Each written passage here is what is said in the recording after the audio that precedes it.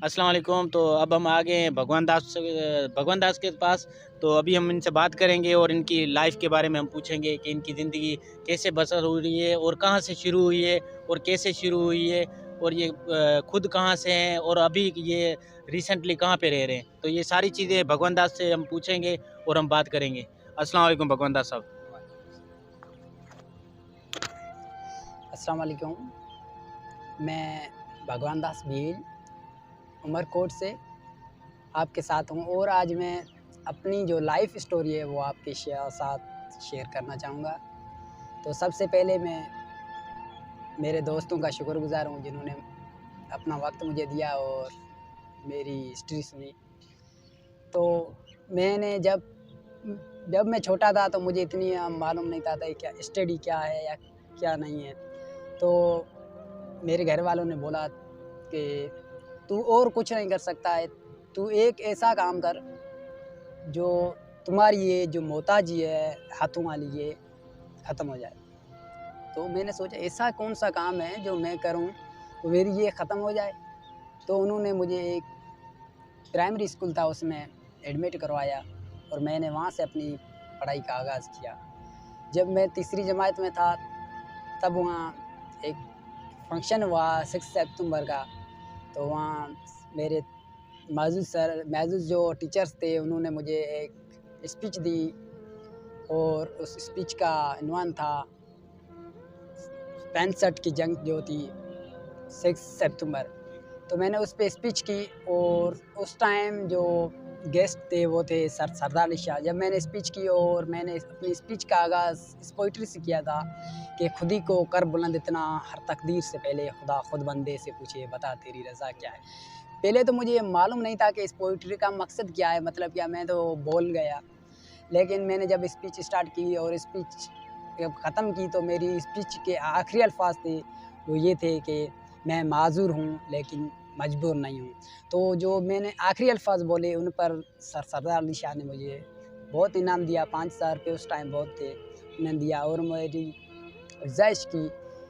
और उसके बाद मैंने अपनी स्टडी जारी की और मैं गवर्नमेंट हायर सेकेंडरी स्कूल छोर में आया और मैंने वहाँ से 9th की। और 9th के बाद जब मैं उमरकोट में आया मैंने सुना उमरकोट की पढ़ाई के बारे में सुना तो मुझे शौक़ जा गया कि मैं जाऊँगा तो उमरकोट में पढ़ूँगा बस। जब मैंने उमरकोट में आया और उमरकोट में राब्ता किया कि कौन सी अच्छी स्कूल है, कौन सी अच्छी कॉलेज है जो मुझे तालीम दे सकती है, तो मैंने बहुत सी स्कूल्स विज़िट की। उनमें से मुझे एक कॉलेज पसंद आया, वो कायनात पब्लिक कॉलेज है। और उनकी मेहरबानी से उन्होंने मुझे तालीम दी और उन्होंने मुफ़्त मुझे एडमिशन दी और मैट्रिक भी करवाया। और आज मैं फ़र्स्ट ईयर में हूँ तो वो मुझे भी आज भी तालीम दे रहे हैं। और मैं यही चाहता हूँ कि मैं कोई ऐसा काम करूँ जो ये मेरी माज़ूरी है ये तो ख़त्म हो, लेकिन मेरे जैसे जो भी हैं उनकी मैं ख़त्म कर दूँ। तो मैंने अपनी पढ़ाई का स्टार्ट किया है और फर्स्ट ईयर में आज हूँ माशाल्लाह और अपनी मेहनत जारी है।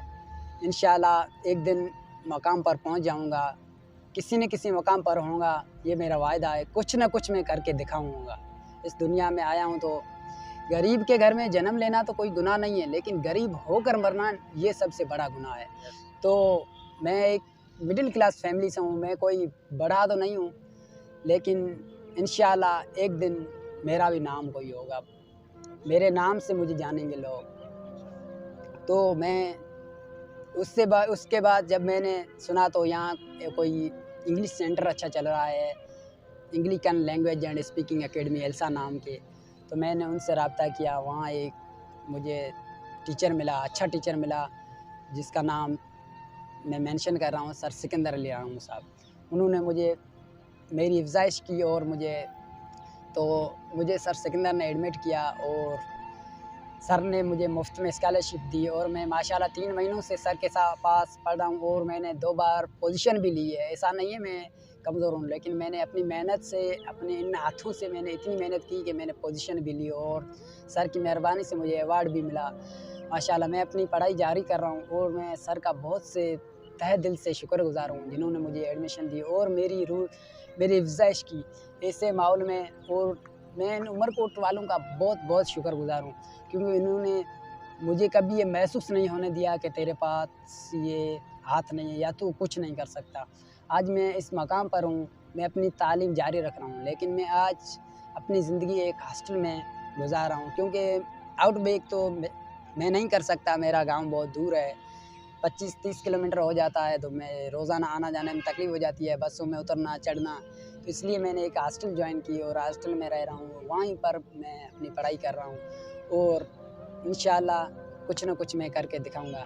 تو میرے دوستوں نے بولا, اوم پرکاش نے اور نام کیا نے بولا کہ ہم آپ کا انٹرویو لیں گے. تو میں نے بولا کوئی بات نہیں ہے, آ جائیں, میں آپ کو ٹائم دے دوں گا. میں ان کا شکر گزار ہوں, انہوں نے میرا انٹرویو لیا, اور انشاءاللہ میں کچھ نہ کچھ کر کے دکھاؤں گا. بھگوان داس صاحب, آپ پہ تو ہمیں بہت فخر ہے, مگر اس سے زیادہ ہمیں جو ہے نا آپ کے ٹیچروں کے اوپر بہت فخر ہے. جیسے کہ آپ نے کائنات کے ٹیچروں کا نام لیا, ایلسا اکیڈمی سر سکندر صاحب کا نام لیا, تو سر سکندر صاحب کا تو ہم بہت ہی زیادہ شکر گزار ہیں, جنہوں نے آپ کے اوپر اتنی محنت کی اور آپ کو اس مقام تک پہنچایا. تو ہمیں بہت خوشی ہوئی ہے کہ یہ سر نے آپ کو اتنی عزت دی ہے اور آپ کو اتنا مقام دیا ہے. تو ہم بہت شکر گزار پھر ہم کرتے ہیں سر سکندر صاحب کا. اور آپ یہ بتائیں کہ اب آگے آپ کا جو سلسلہ تعلیم کا ہے وہ کس طرف ہے اور کس شعبے میں آپ جانا چاہتے ہیں؟ شعبہ تو ابھی تو میں فرسٹ ایئر میڈیکل میں ہوں, لیکن میرا خواب انگلش لیکچرر بننا ہے, اور میں اپنے انگلش لیکچرر کے لیے تیاری کر رہا ہوں. لیکن اس کے ساتھ ساتھ میں رائٹ سالیوشن پر سر راجیش کمار مالی صاحب کا بھی شکر گزار ہوں, جنہوں نے مجھے ایڈمیشن دی, اور میں آج 1 ایئر کمپوزنگ کر چکا ہوں, اور میری ابھی سے ڈی آئی ٹی میں ایڈمیشن ہونے والی ہے, اور میں ڈی آئی ٹی کروں گا انشاءاللہ. میں نے سوچا اگر میرا انگلش لیکچرر میں ہو جائے تو اچھا ہے, لیکن نہیں تو میں پھر آئی ٹی کروں گا, اور آئی ٹی میں بھی شوق ہے. انشاءاللہ 1 ایئر کمپوزنگ بھی کیا ہے اور اس کا سرٹیفکیٹ بھی ملا ہے, ابھی ڈی آئی ٹی کر رہا ہوں. تو بھگوان داس صاحب, اب ہم آپ سے پوچھنے والے ہیں کہ آپ کی جو زندگی بسر ہو رہی ہے, جو یہ ڈیلی ایکٹیویٹیز ہیں جو آپ کی ہوتی ہیں, جیسے کہ